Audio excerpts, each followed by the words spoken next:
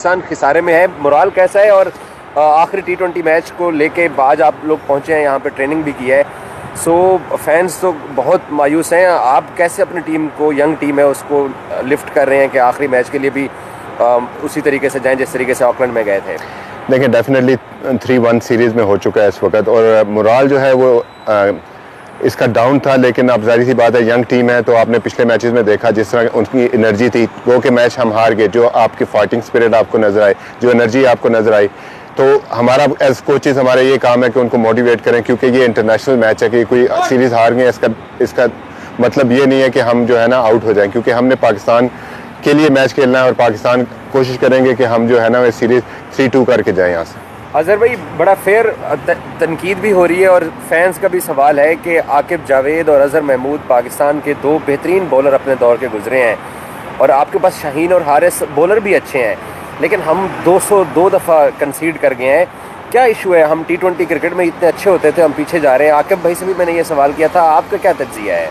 देखिए, अब बात कर रहे हैं कि आजकल मॉडर्न डे T20 क्रिकेट अगर आप देखें तो पार स्कोर जो है ना वो 180, 190, 200 हो गया और ऊपर भी जा रहा है। 220 उस दिन हमने 220 जो है ना 16 ओवर में चेस कर लिया।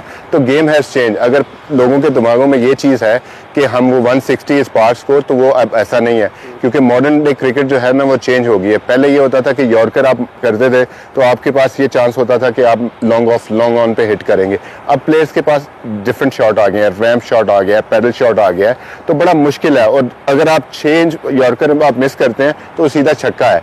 तो गेम हैज़ चेंज, तो हमें उसके साथ देखना पड़ेगा।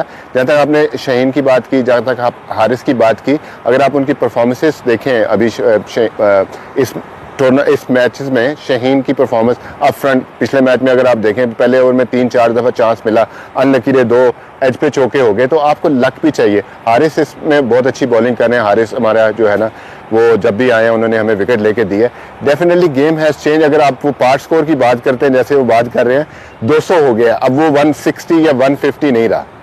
ओके, लेकिन एक तरह से ये है कि पाकिस्तान की बॉलिंग हमने एशिया कप में भी देखा, उससे पहले भी देखा, स्ट्रगल कर रही है। तो इससे क्या अखज़ किया इस सीरीज़ से आप लोगों ने? कुछ पाकिस्तानी टीम ने इस तरह की कंडीशन से, कुछ क्योंकि शिकस्तों से आप लोग कुछ सीखते भी तो हैं। तो डेफिनेटली हमें सीखना पड़ेगा, हमें अडेप्ट करना पड़ेगा। एशिया कप की कंडीशन डिफरेंट थी, यहाँ की कंडीशन डिफरेंट है। हमें अडेप्ट करना पड़ेगा, हमें सीखना पड़ेगा।